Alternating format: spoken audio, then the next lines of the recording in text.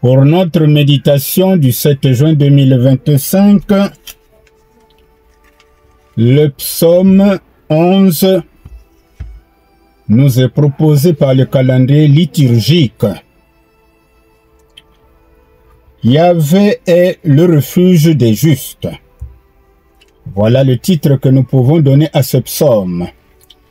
Le psalmiste semble décrire une situation de crise politique où on conseille aux croyants de s'enfuir au loin pour se mettre à l'abri. Comme le psaume est du recueil de David, il peut s'agir de sa propre situation vécue dans les moments difficiles de sa royauté. Des amis devaient lui conseiller de s'enfuir loin de la mort. Alors il s'étonne d'un tel conseil, lui qui a pour refuge Yahvé.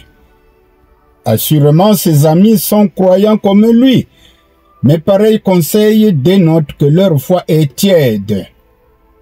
Tout homme peut être confronté à un pareil contraste où un ami te conseille de t'éloigner momentanément de ton lieu de résidence pour fuir une persécution à venir.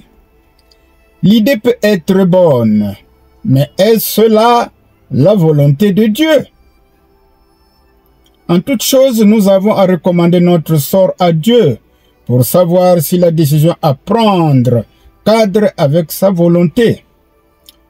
Le conseil des autres et mon choix personnel doivent être soumis à la volonté divine dans ma prière d'intercession.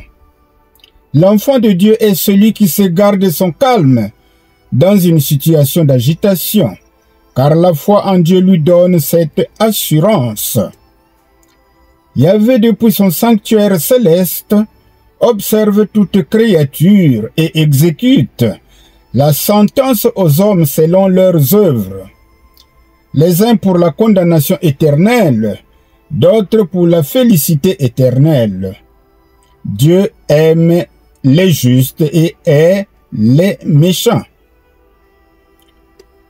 Quelle pensée ce psaume nous inspire-t-il? Nous avons dans ce psaume des paroles de méditation d'une âme déconcertée par les circonstances extérieures. L'âme du juste est ébranlée, mais elle contemple Dieu assis sur son trône céleste et qui voit toutes choses et rend justice.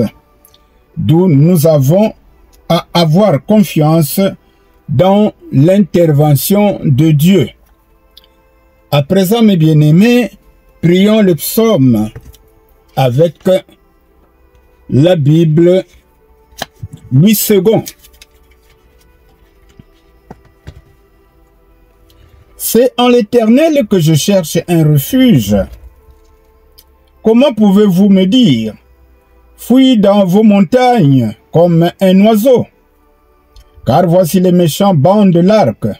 Ils ajustent leurs flèches sur la corde pour tirer dans l'ombre sur ceux dont le cœur est droit. Quand les fondements sont renversés, le juste, que ferait-il? L'Éternel est dans son sanctuaire. L'Éternel son trône dans les cieux. Ses yeux regardent. Ses paupières sondent les fils de l'homme. Éternel sonde le juste. Il est le méchant et celui qui se plaît à la violence. Il fait pleuvoir sur les méchants des charbons, du feu et du soufre.